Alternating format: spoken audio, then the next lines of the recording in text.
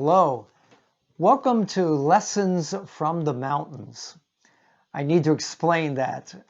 As some of you know, I came to priesthood late in life, and so as it turned out, this Florida boy got sent to New England for seminary to Pope St. John the 23rd in Weston, Massachusetts, just a little bit west of Boston.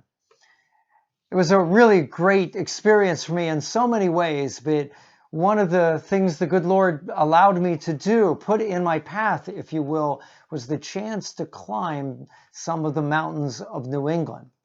Now, when I say climbing, I am referring to non-technical climbing. That is, Brian and I, my climbing partner, we basically got up on any kind of mountain we could, as long as it did not require crampons or ropes or safety equipment, things like that. So really, most of it was just hiking, strenuous hiking, occasionally, sometimes more so on some days than others. It required the use of hands, and we'd go up, sort of not crazy steep, but steep-ish ravine walls, things like that. How did it all get started? That is the topic of this first lesson, which I would entitle Fiat. Yes. A group of guys had decided that they wanted as sort of an outing, if you will, to go climb Mount Monadnock, a mountain in New Hampshire, somewhat a famous sort of climb, a popular climb maybe is the way to put it. It's not difficult. It's only about 2.5 miles from the trailhead up to the top of the mountain, and a great deal of that is a very lovely, just kind of a moderate walk up through the trees. Once you get out of the tree line, there's a few sections that might be more akin to walking up stairs 2 at a time, something along those lines, but it's not particularly difficult. But on the day that we were to go, we woke up to rain. I mean, some serious rain. And when they found out that it was also raining up on the mountain and that there was some chance of thunderstorms, they decided not to go. Made perfectly good sense to me. And so I went back to my room after breakfast to get some work done. Not long after that, Brian, my best friend probably at seminary, comes knocking on the door, and he says, "I hear we're not going." And I said, "No, look at the weather." I pointed out the window that was behind me. It's raining, and they say it's raining up on the mountain. And Brian looked at me with this kind of strange look, as if to say, "I just understood the English words that you said, but I don't understand what we're talking about." Because he looked at me and he said, "I know what the weather is. I looked it up myself. Why aren't we going climbing?" Well, to understand that comment, you have to understand that Brian spent 4 years as a Marine infantryman, and he had learned that weather does not change your plans. Weather might change how you dress and how you go about things, but weather is not going to change your plans. And when I realized that's kind of what he was after, I looked at him, I said, "You really still want to go climb in all this weather?" And he's like, "Sure." He said, you got a raincoat or something, a jacket? Just bring it. We'll be fine. Bring dry clothes." And so I said yes. I guess my little Fiat, not to be compared to the Blessed Mother's, but my little yes in that moment. And so we went, and we had a great time. We were the only ones on the mountain. I think the attendant at the parking area at the trailhead was just amazed that anybody was going to be there that day. But we paid our fee and started up and just really had a lovely day. It was a nice conversation. Of course, the hike wasn't all that difficult. When we got to the top, we had no benefit of views to see, how wonderful it looked from up there. But still, got back down, changed into some dry, warm clothes, and went off, had a nice dinner, went back to the seminary. I think it was about 3 weeks later, the Monday night before Thanksgiving. We were off from classes on Wednesday. And Brian, that Monday night, comes rapping on my door.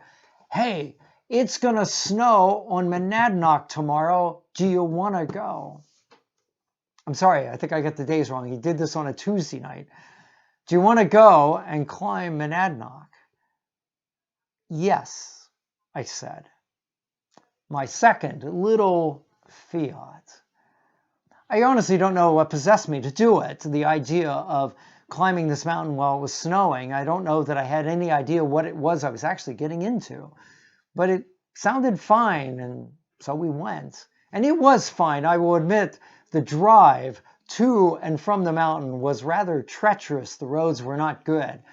But the climb, wow, that was great. I mean, when we started up on that nice gentle path up through the woods, it was all those New England, picture postcard, Christmas card sort of things, a quiet, gentle snowfall coming down on us. It was magnificent. When we got out of tree line, it got a little more interesting, a lot of wind, and it was blowing the snow, but it was fine. You find your way up there by looking for blazes, paint that's been painted on the rocks. Of course, we had been up the route before, and we saw them now as we were going. It was fine. We get to the top. Again, we don't get to see any kind of view. Take a few minutes to just rest for a moment and then turn around to come back down. But now we cannot see the blazes anymore. The snow is starting to fall a little harder, and the wind is blowing it, and it's starting to cover up these blazes. And we lost the trail a couple times, actually. Now, it could have been a rough moment. It could have been a panic kind of moment, but it really wasn't that big a deal. I mean, in other words, we just kept talking and working the problem, talking about what we remembered from the couple weeks before. And Brian, I might add, has a terrific sense of direction. And so we were working our way down.